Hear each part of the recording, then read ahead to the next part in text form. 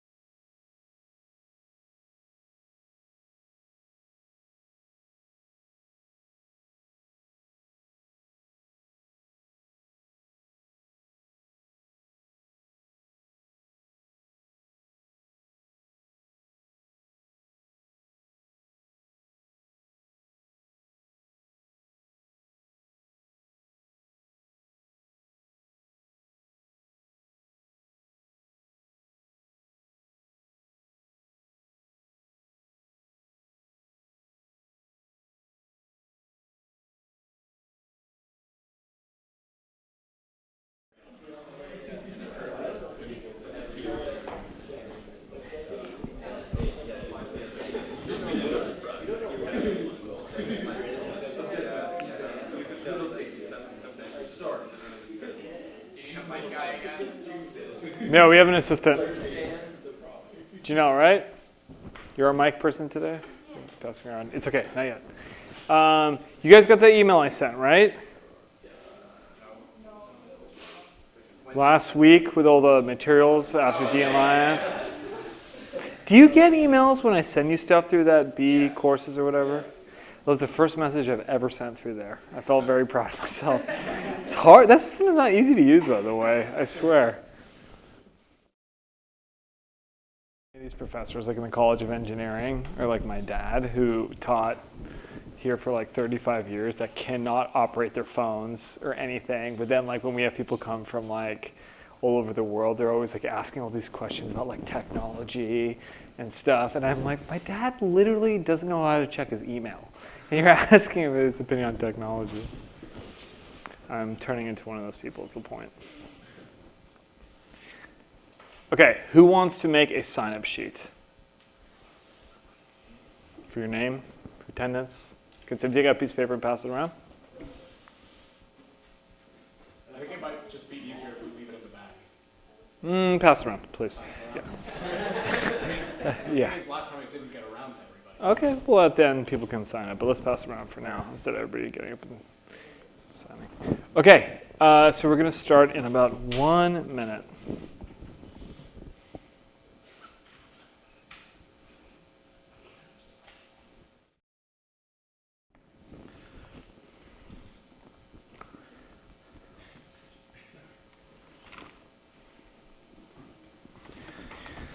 Okay, all right, welcome everybody.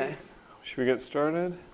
Ready? All right, please put away your phones, put away your computers, shut everything down that you were doing, please. Okay, so I know it's hot out. You guys all look a little bit deflated, but you should perk up because we have an amazing speaker today. I'm very, very excited. I'm going to introduce Han Jin in a moment. Han, please come up. I'll tell you, Han, of all the speakers that we've had, he, is going to be the first speaker that we have that has built a company from scratch. He was also an MEng student in the same program as most of you, except for the people that are sitting in here. The MEng program, he was in the very first class, and he built Lucid, which is an amazing company from scratch. So let's give a hand for Han.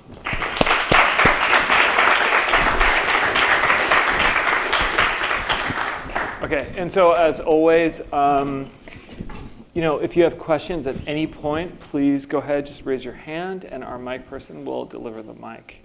So Han, welcome. Thank you. Okay. Glad to be here. Great. So, let's start first and talk about just Lucid. Tell us what Lucid does. Sure. So at Lucid, we focus on 3D capture, and we want to bring it into any device which has cameras. Let me make sure, can you all hear? Yeah, okay, sorry. Please. You don't hear me? You can't hear me very well either? Okay, Kosor, can you turn up the volume, please?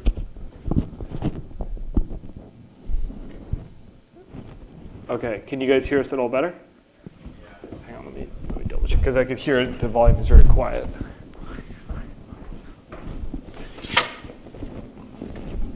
Closer. Sorry, very sorry, guys.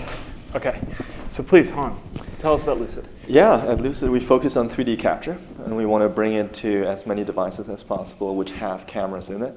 For example, your mobile phone, allowing it to capture 3D pictures and posting it on Facebook, or like in the beginning we even built our own 3D camera and distributed it across people and consumers. Okay, how is this different than other cameras that are on the market right now, for example? Yeah, so there are not many cameras in the beginning in 2015 which was capturing 3D. And then also if you look into phones nowadays, not many phones offer the option except like iPhone X or very specific phones with special sensors and very expensive price tag on it. And so if you had that as an app, right, that means anybody can download, anybody has access to, then ultimately what you can do is allow anybody to capture 3D photos. Okay. And guys, if you have questions on the technology, on anything at all, like I said, please go ahead, raise your hand, and we'll get to you. Okay? Right there, if you don't mind. Yeah, do you want my... It's over there. There you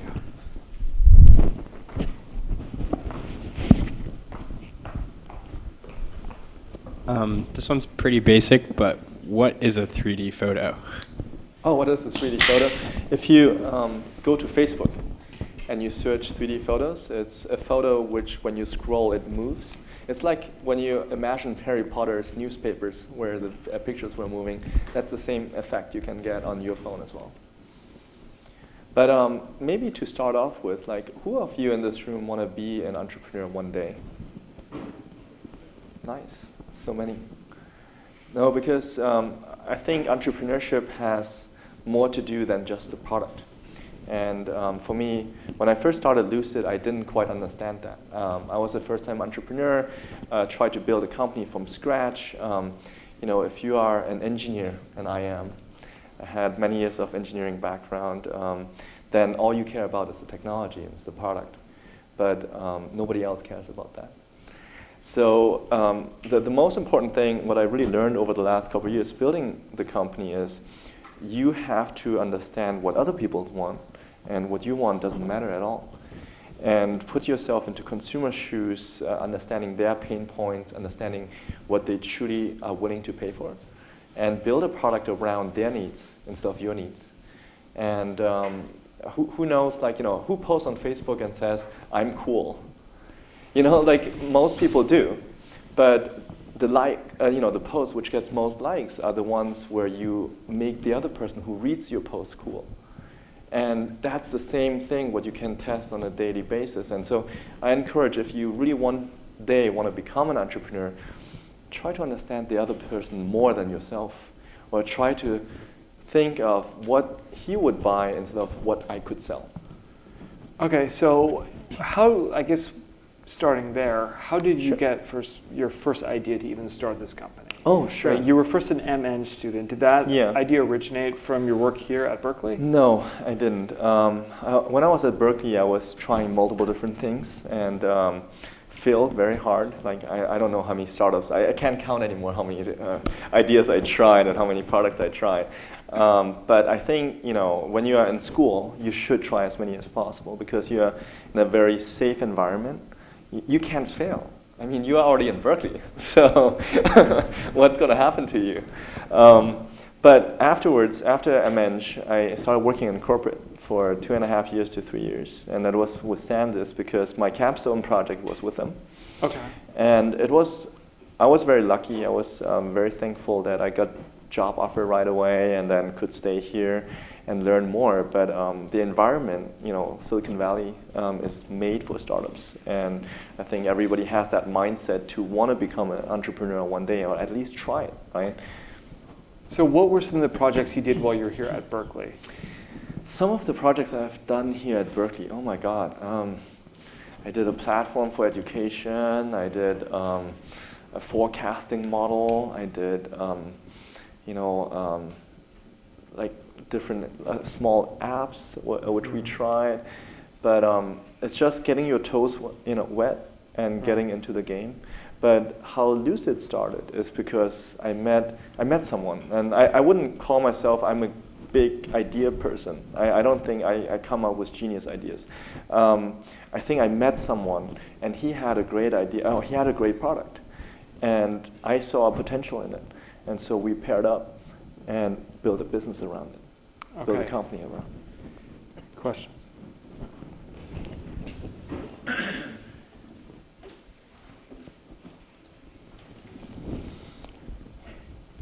You talked about a minute ago how you need to be aware of the customer's needs and be willing to pivot your idea to meet their needs. I wonder if while pivoting and moving more towards the customer's needs, do you find yourself like losing passion in the product, and can you still be an entrepreneur if you don't have passion in the product? That's a really good question, and I think it's it's a tough call to make, especially. I think most people would recommend you to say like, hey, don't pivot your idea. Okay? You should start off with understanding a customer pain point and then build the technology around it. That's how you build the most successful businesses. But because we're engineers, we mostly start with the tech, and we try to find a market for that. And that's why we have to pivot and try to find a fit and what they call the product market fit. Right? In terms of passion, I'm a huge advocate for consumer products. I love consumer. I love building a brand around a product. I love building a company with a vision and all the stuff around it. If I go B2B, great, right? But ultimately, you have to ask yourself, are you passionate about finding a product market fit, or are you passionate about just that specific product? And if that's the reason, then you might lose passion, right? If you go into B2B and it's a very, let's say, slow-moving industry, and you're like, oh my God, it takes forever to get a deal, but you get paid well, and you're like, okay, sure, I continue doing it. And that's often where you see founders leave and not continue. But also, it's in your hands. You can go back to where you want to be. And I think it's your choice to make where you want to drive the company towards. Great question. Thank you. We have another. Hi, my name's Tim. I'm in the process of hopefully starting a venture. And my question to you is, when you're searching for someone to partner up with as a co-founder, because I have business experience and I'm also an engineer, what kind of recipe is there for finding a co-founder? There's no recipe. I don't believe there's a magic bullet for finding a co-founder. I always call it finding co-founders like dating.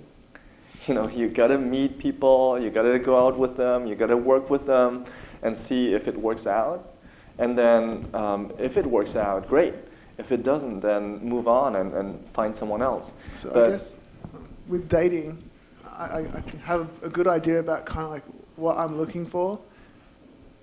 But with a co-founder, I don't know exactly what I'm looking for. So what should I be looking for? So that's hard, right? So if you don't know what you're looking for, then you might not find your partner. Exactly. Right? So I think when I found my co-founder, I knew exactly what I was looking for. And I wrote it down. I had that picture in front of me. I didn't draw him, but I had a good picture of him. And I just kept knocking on people's doors. I asked my friends, like, hey, do you know someone looking like this, right? And I was just, and at some point I got referred or introduced to someone who was fitting my profile perfectly, and then moved on from there. Could you share some of those attributes? Oh, I mean, I wanted to work in computer vision. I wanted to work something related with 3D and immersive content. I wanted to have someone who is more technical than me, who can build it out and scale it, because I think how you want to find a co-founder is he should be as driven as you, but from a skill set, he should complement you. That means don't find a co-founder who is like exactly the same like you, and because you guys are going to step on each other's foot. Find a co-founder who is really strong in the areas you are weak in. because then you will form a team which is much, much stronger together, right? And for me, that was pretty much the point. I studied industrial engineering here. I call industrial engineering fake engineering to this point. Still, we do math, okay? We don't build stuff, right? And don't take it the wrong way. But I can't code or build with my hands, and so I need someone who can do that. And I always tell people, focus on your strength as much as you can, and become so good at your strength that you will become world's #1 in exactly that. Is it storytelling? Is it selling? Is it operating? Whatever it is. And find to all the other weaknesses you need to build a successful business someone else who can complement you. That's really great advice. Were there any other questions? Yes. What are some of the biggest errors you made as an entrepreneur? Oh wow, too many errors, too many failures. I can't count anymore. It's like every day. But the thing is, like, there are tons of mistakes you make when you go in a startup, and it's unavoidable. What I think is really important to realize, if you see it from a different perspective, you will make mistakes, and you have to accept it from the beginning. Before you start a startup, accept that you will make mistakes. You will make lots and lots of mistakes. But I think the best way to see it is, it's not so much about the mistake you make, it's about how wrong are you from the direction you want to head to. So for example, if you want to get from point A to point B, and your mistakes are so bad and they are completely off, and you don't get close to point B, then you are terrible. You will never get to point B.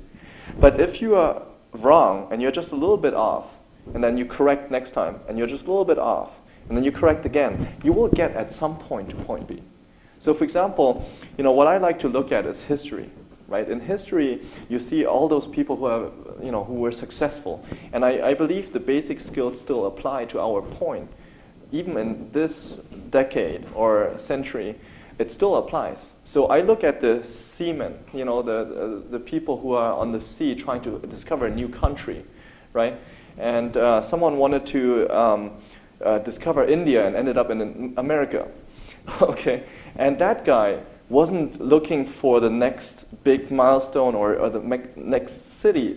He was trying to, when he was on the sea, looking for a star, and he was using that star as a navigation. That's what you should do, because you will not have a straight line. You will have a line where you have to course correct. But if you understand where your star is, where you want to be ultimately, then you will get there at some point. So let me ask a question about that then. So if they are trying to find the customer need, let's say they have a technology or an idea or something that they've built, and they're trying to see if it is a product market fit. And like you said, maybe don't just build what you want, but build for what the need is. How can you, or where do you start? If they're asking potential customers or clients, and they're getting feedback in different directions, and there's too much information coming in. How can you tell, how can you validate if your technology is a potential business idea at the early stage? That's a great question, and I think one of the hardest to solve, right? I went to one of the classes here at Berkeley when I was here, Steve Blank's, what's a ThinkPad or Lean Launchpad, right? Yeah. And they taught us to get out of the building, ask people, get their opinions, write it down, and then adjust your product to it. So after doing startups now for 4 or 5 years, I would say it doesn't help. It really doesn't. Why? Is because I feel like people can tell you anything. People can just tell you in your face, it's a great product, and you're like, oh my God, I have a product market fit. I should start selling it. but the thing is, like, what I notice, what really helps, and over the last couple of years, is to learn how to acquire data. How to acquire data which validates your hypothesis, right?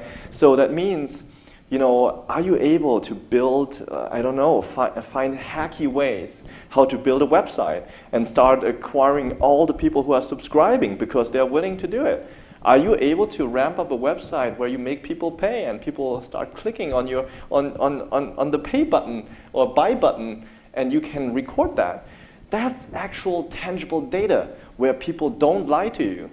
And that's when you can find out product market fit without subjective or biased feedback. And so what I would, compare to a couple of years ago versus how I see startups now is find the best way to acquire data. You are strong enough to analyze data. You're strong enough to find ways how to have the right data. So find it, get it, and prove your traction if it's right or wrong. And if it's wrong, then find something else where people might respond and actually buy what you want. Now, this is a really specific and kind of hard question. If it's a consumer electronic, right, and it's not something like an internet site that maybe is easier for somebody to interact with, if it's consumer electronics that's still in the design phase, right? We have a lot of people here that are mechanical engineers or maybe building a product, or the capstone projects kind of range everything. Right. How can you, I guess I'm trying to get to the early kind of idea, right, to when you're launching a product. How can you tell at the end of the day what data would be helpful to you when you haven't really launched it, or if it's still, where do they start? I tell you an example, right? So because we were building cameras in the beginning, and building a camera actually is really hard. I had no clue.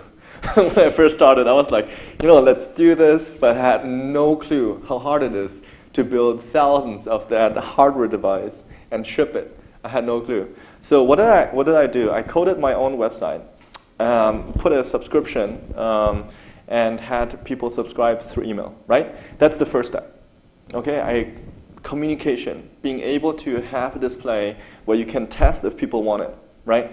The next thing you do is, okay, that might be not good enough, right?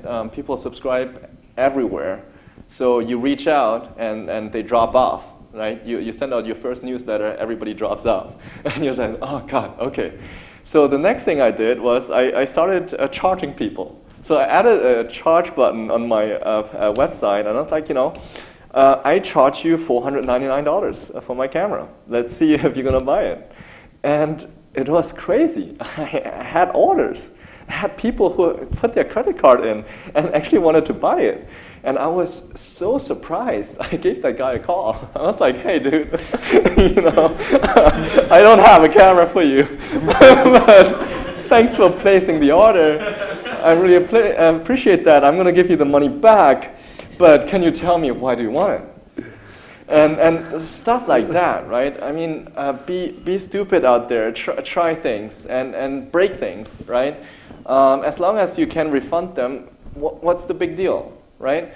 And when we started learning from those kind of inquiries, we started going bigger and bigger. That means the next stage we build up is like a crowdfunding campaign. So we did one on Indiegogo and then collected more orders. And we were like, great. But ultimately you have to understand how to scale that. How do you scale the amount of data you can collect? How do you scale the amount of demand you can collect? And how do you scale that market which you're trying to find? That's an amazing story. Do we have any questions?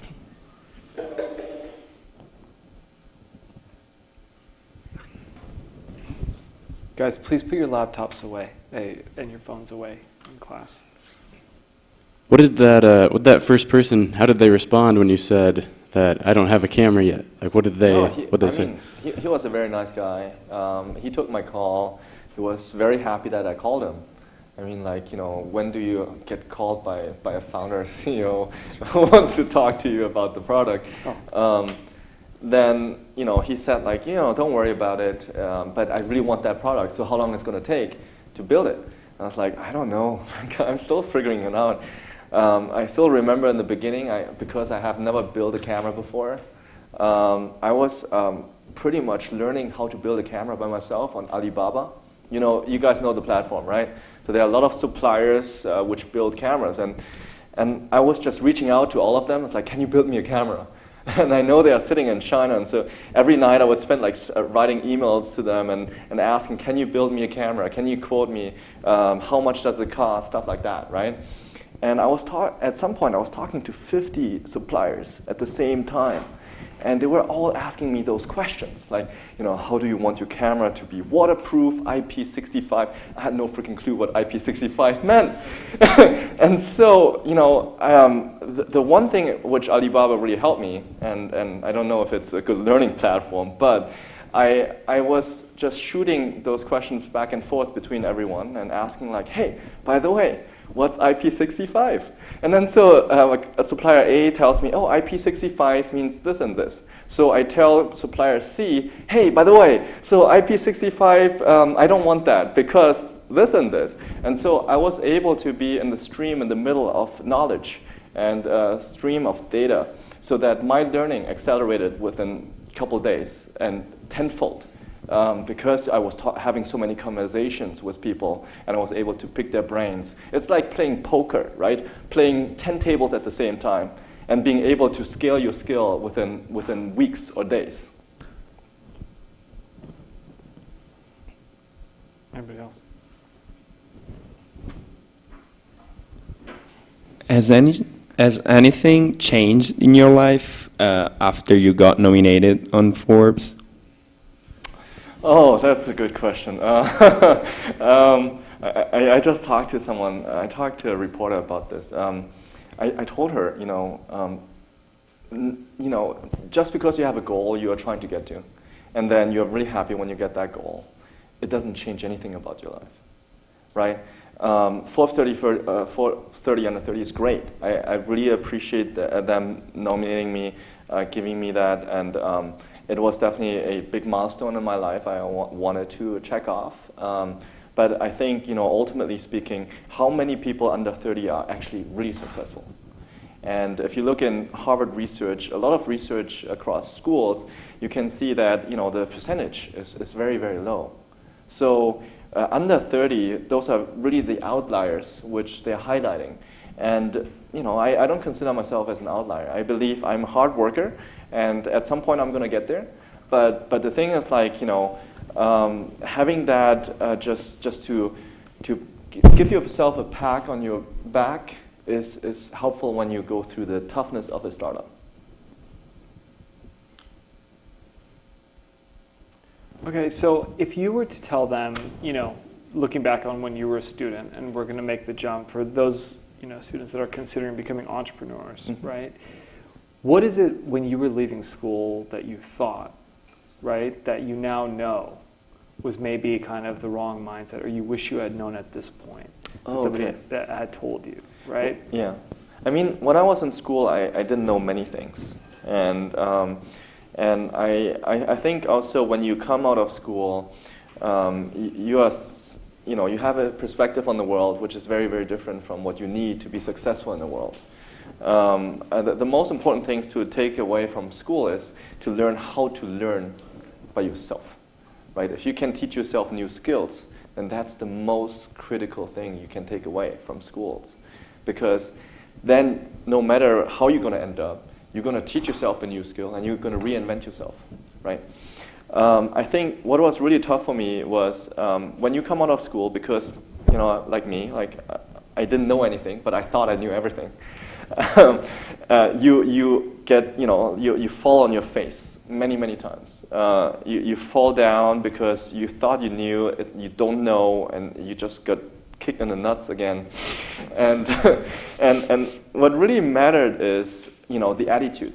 I think that's one thing I really wanted to know, and that's really important if someone told me that, the attitude towards things, doing things, right? For example, when I was starting Lucid, especially in the beginning, because we had no funding, we had no, no investors or capital to do with, and I quit my job. I was full-time on Lucid. I was actually driving Lyft every night. So, it's Lyft, and some Berkeley students are like, why would you do that? I'm like, I don't care. Having the attitude to be the best, and no matter what you do, right? Is it like cleaning the floor or washing dishes, right? That's what's going to get you successful. Not being afraid of getting your hands dirty and getting the job done and doing something which might be less than what you think of yourself. I think that's the attitude you need in startups to get the startup successful. And that's what most people lack. When I see people coming out of really top universities and they're like, oh, I want to be a manager. I wanted to be a manager too. Now not so much. But anyway, I think, think a little smaller and work on your attitude towards things. Because if you can move things and you can become the best in anything, then it's just a matter of time when you're going to be successful. I have to say, this is one of the most real and accurate portrayals of startup life I've heard in a long time. Thanks. Really, because a lot of times you'll have startup founders that come up here and just talk about, they'll give a couple very minor failures along the way to portray lessons learned, but they mostly talk about their successes. But startup life is very hard. Yeah. It's very difficult, which is, I think, that a lot of people don't truly understand the kind of, frankly, emotional toll for sure. it takes on your life. We were talking about this before class. Yeah, we were talking about that. The physical toll That's correct. that it takes, and just overall, you were kind of talking about, and I think this is really interesting and good learning for class.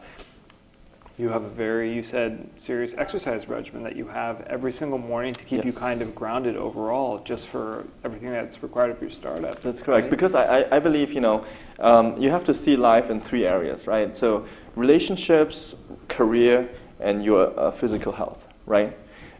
Each of those 3 areas will impact each other, right? If your health breaks, it will impact the other 2 areas. You won't be as efficient in your career, and nobody's going to hang out with you. Not that extreme. But, think of your life in those 3 areas. And if you can understand that those 3 areas have to be balanced in order to be able to sustain yourself and to continue working. Let's say you do a startup and you grind yourself for 3 years or 2 years or whatever, and you end up in hospital. Is that the path you want to go? I mean, is that really sustainable? Is that scalable over the next 10, 20 years, right? You have to really ask yourself, and that's the trade-off you're taking when you're going into a startup, because you have pressure, you have the ups and downs, you have the emotional parts, you have the arguments and things which don't work every day, and you have no average days. There's no day where you come out and it's oh, yeah, that was average day, that was great. No, it's mostly extremes. It's either you have a really bad day or you had a really good day, right? There's no in between. And so imagine going through that many years. Then you understand what kind of debt you are taking on. Because that's why it's so important for me, every morning. Every morning at 6, I wake up, I go to the gym, I hit in order to get the stress out, to build resistancy to what's coming down the day, right? Taking time for myself to meditate and be in the zone, and then get out there and get it done. Yeah, that's great. Questions? Okay, so we're going to go this way, starting there. 1. You mentioned you went into the workforce initially for a few years before you started the startup. A common narrative that here at Berkeley is, let's go work for a few years and then start a startup. What advice would you give to somebody that wants to just get into it straight out of school? So I think there's no perfect approach here. I wouldn't say some people who go directly out of school into startups versus people who go into workforce first and then go into startups are more successful. There's no proportional relationship to that. But what I would say, it was good for me, looking at my path, it was good for me to see corporate. It was definitely important because I wanted to see what I'm missing out. Right? If you always, people always say the grass is greener on the other side, right? Which is not. But if you don't know and you haven't seen it, so you don't really know if the grass is greener. And so if that temptation is not gone, then you might be, driving yourself crazy later down the road, right? So if you want to directly go into a startup right out of school, do it. Because I think one of the biggest regrets I had was that I started way too late. I started when I was 26, 27. Like some kids here do it at 18. and because the earlier you do it, the less risk you have. Let's say you fail. What do you have to lose? Right? You have nothing to lose. You're young, you can stand up again, you can do it again, or you go back to corporate and you make money, right? But the thing is, like, the younger you are, the less risk you are accumulating. So because you have less risk, of course, a perceived risk, right? You might think like, oh my God, it's full of risk, but perceived risk from a from an objective matter. So that means now to fail will not hurt you as much as later when you have a family, you have lots of kids, and who knows, right? That's pretty much the speech I gave my mom, so she let me actually quit my job and do this. That's funny. We had 2 other questions. Hi. Could you talk more about your entrepreneurial journey as an international student and Yes. what hurdles you face because Yes. of that? So I think as an international student, and I'm an immigrant kind of, moved here from Germany, and without a green card or anything, right? I think you are doing 2 startups. One startup is called your actual startup, and the other startup is immigration.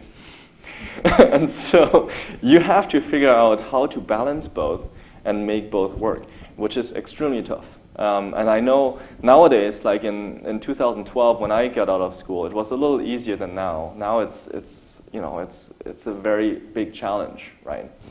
And so you always have to go out in the world with 2 startups running at the same time, trying to problem solve on both sides. And I was so relieved when I was able to fix both, right? Or fix one of them and then have only one to deal with, because you have much more focus. So as an international student, and now with the, what's that, OPT, right? You guys have 3 years of OPT, right? I think as an international student nowadays, in this generation, you should ask yourself, do I want to be here? Do I want to stay here for the long term in the United States? Or do I want to just, try something and then go back, right? Do I want to have a stable career path, or do I want to have a little bit more risk? Because the more risk you take, the more return you will get, right?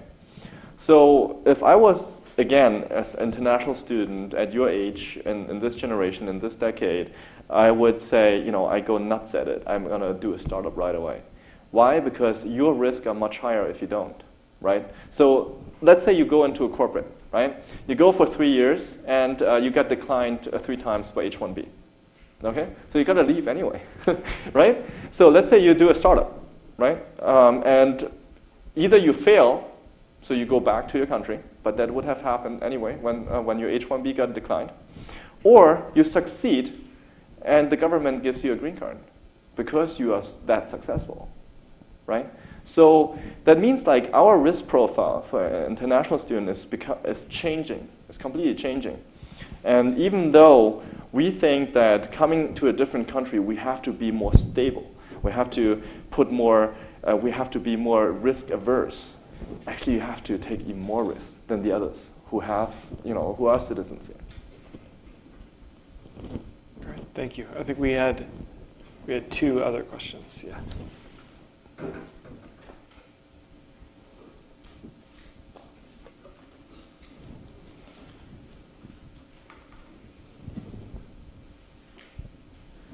Hi. The question I'd like to ask you is about vision. I'm curious whether realistic or complete moonshot, whether it's related to your work at Lucid or not. If you could see the world fundamentally altered in any way superseding your lifetime, what would it be? Oh, wow, that's a deep question. It's funny because, I come out of a different culture, and I define vision as an American thing. And not because I suck at it. I define it because in Germany, when I grew up there, I didn't get taught to have a vision, right? We Europeans don't think of moonshots. So we think of how do we run the next 100 miles in this car. So I think vision is something I really learned from some of my advisors who pushed me to think more of a vision, to think bigger, because vision will drive passion, will drive teams, will drive people. And that's something which I actually just learned in the last half year to a year, because I was always working on a vision before, but that vision was always very small, right? And I feel like, to convince investors to be able to build a big company, you have to have it first in your head. And if you have a huge vision in your head, then ultimately you will be able to build it if you are good in execution. And so, as I started working more on my skill for vision, I do believe that, the content, like the media, is changing. Looking into trends of how consumer behavior is changing, that we nowadays get more attracted to videos, right? Well, so instead of looking at a picture, we like to look at videos in consumer behavior. And then the second thing is like our attention span just dropped below a goldfish, like less than 8 seconds, which is terrible. So that means like videos will get shorter, right? That's one of the successes of Musical.ly and TikTok. But what's next? Always asking yourself that question, what's next? What's the next evolution? What's the next trend? What's the next step? And then building a vision for your company, for your technology around that is incredibly important. And that's how you can find a vision in order to succeed in a startup. Thank you.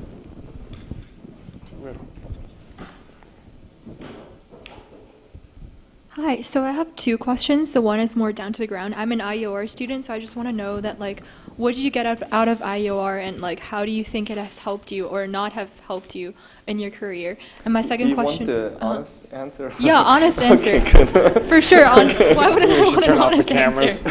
No, it's okay. Stop the YouTube live stream. Yes, go ahead. And my second question is, as you mentioned, like, you think, like, as students, we have a very different perspective per se, or like there are a lot of things that we couldn't know, or you didn't know as a student. So just in general, how do you think we should broaden our perspectives in the industry or in the tech world as a whole? Okay, all right. So let's go to your first question. Your first question was, was it right to pick IOR or go the direction, or how IOR will help you, right? I think IOR helped me a lot in terms of the basic concepts which we got taught, right? So like basic concepts such as risk assessment, right? I still remember that one class which I took with Professor Shrubin. You guys have Professor Shrubin? No? Okay, he was doing simulation statistics, risk simulation. And what I really loved about his class was he wasn't necessarily teaching me the numbers. He was teaching me about the concepts around the numbers. That means every decision, every action you take has consequences. Understand the consequences, and then come back and make your decision, right? Being able to assess the world like that was incredibly helpful for me, because I use it almost on a daily basis. For me, a startup is like game theory. Right? You assess different scenarios, you know the outcome and consequences of each scenario, and now it's your dilemma to pick, right? So that's one thing which IOR really helped me with. Now your second question was in terms of perspective, right? How do I broaden my perspective, right? I don't want to recommend you to drop out of school because that's not right, but I think doing things outside of school is helpful. For example, building a startup, right? You are always faced with the outside world. I like what schools are doing now, that they're encouraging people to build their own startups while they are in school, which is great, right? So you can build a startup and talk to real people outside and find out if what you're doing is right or not. Being able to engage with that versus the traditional way of how education was structured around, you study the numbers, you study the concepts, or you study the cases, right, the case studies and stuff like that, and then just think inside of the box, will disappear, because you will get beaten up by the real world, which is great, because that's how you actually get feedback about how the world looks like. Sorry, like the first question, is that a real answer? Oh, that's a real answer. Yeah, for Okay. sure, for sure. I mean, like, It's like I'm there's- on camera, so no, There is a it's trend a real for answer. It's a real answer. there is a trend for a lot of IUR students to switch to EECS, and I'm personally also considering about that. Oh, wow. Because my reason for myself is just you learn more about how to actually build something. But yeah, like what would you say about that? Let me tell you a quick story about that. Because I was IUR, I graduated with IUR, I didn't do EECS at all. I went into the workforce, and the first thing I learned about working at Sandus was, I was working in demand planning and forecasting, right? So I could, as an IUR student, you can draw the math models, the stats models around how to forecast. But then it's just a formula, right? So what you're gonna do with it? So because I wasn't able to use them, right, in the real way, I taught myself every night, 3-4 hours coding. And then I coded the entire thing within the first 6 months when I was at that work. And basically what I'm telling you is you can learn anything, right? You don't need to switch to EECS in order to be good at building stuff. You can teach yourself every night, just go and learn coding, and then build whatever you learn in IUR, right? There's no, I think looking at the perspective of, you are not limited by the courses you take. You are limited by the mindset you have of what you think is possible. I actually have a follow-up question to that. So I think, and we'll end shortly, but would you recommend that the students that are in this class focus on, learning things that are in their areas of strength? Should they spend their emphasis on that, where they see they have a lot of potential? Emphasis on their areas of maybe weakness that they can tell they're not as strong? Or, conversely, their areas of passion, right? Or maybe the areas that they're not as interested in. How do you place your emphasis if you had to start all over? Okay. Right? Where would you put your learning emphasis? Because I get a lot of kind of questions from the students. I'm not super interested in coding or in this, but I feel like I should keep doing it. What would you tell them? That's a great question, and I always ask myself, when I learn new things, right? So one of the things I notice for myself, right? If it's a new thing, which I'm not struggling with, there's no imminent, threat or danger, I'm not going to learn it well. For example, for example, learning a new language, right? I'm currently not struggling to go into a country where I need the language to achieve something. So learning that new language, I will just be mellowing out over time. I think you should find an overlap between your strength and your passion, right? And I'm passionate about solving problems, and my strength is somewhere related to that, which is learning new things or something like that. For the coding thing, I was never a good coder. I never thought of teaching myself coding at school because I had no reason to. But when I started finding a reason, I was spending 4 or 5 hours a day to learn coding and actually get that done in 3 to 6 months.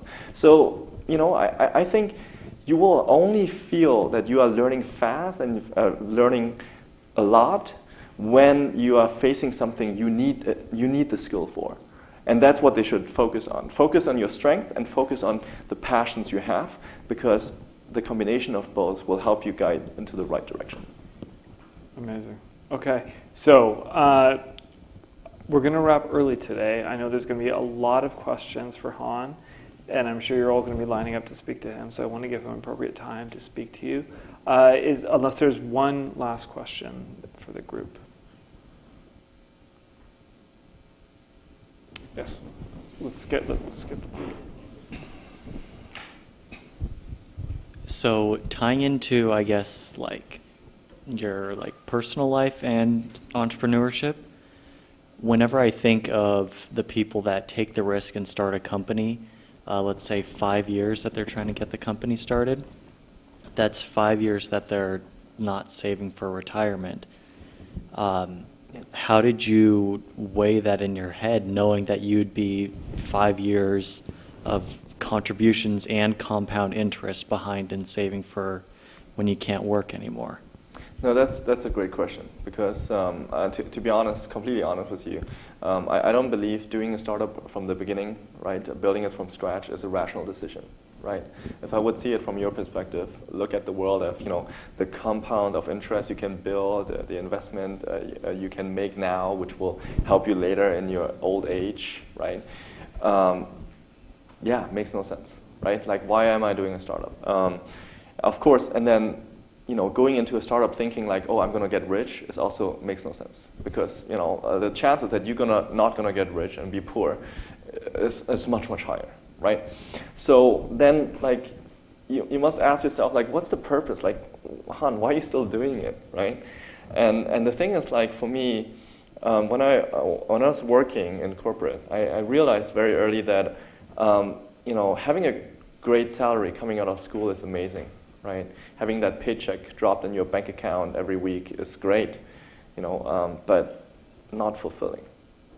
I didn't see my happiness scaling with the amount of the cash I was making. I didn't feel like, the saddest thing was every year after a performance review and my boss says, good job and gives you like a star and gives you like not promotion but like a salary increase, right? And I would feel the same way. I would feel even sadder, which is, it's not okay, right? That means like ultimately, it's not something which made me happy, and that's why I'm doing startup. Because in a startup, I'm facing all those challenges. I'm facing, running a team. I'm learning new things. I'm personally growing every single day, every single person I meet, and that's much more fulfilling and makes me much happier than making that amount of money or putting it for retirement. And of course, one day, you're gonna sit in your villa with your wife and enjoy your retirement. I might be like somewhere like at the beach, sleeping on a blanket or whatever. However, I think truly what you should be looking for is what makes you happy. Because life is about finding happiness. Life is not. My dad always used to say, if you chase money, right, it will be a very, very tough life for you. Because money is something which is not gonna buy you happiness. If you chase happiness and a purpose, then one day money might chase you. That's really great advice. Amazing. Han, thank you. Amazing job. Let's give him a hand.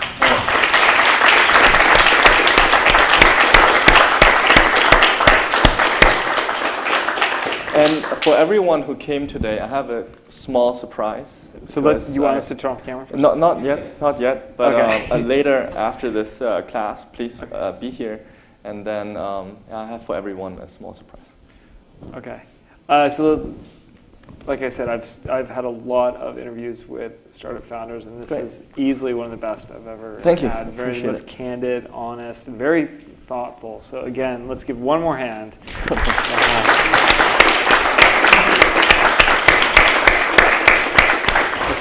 Okay, so I'm sure a lot of you have questions.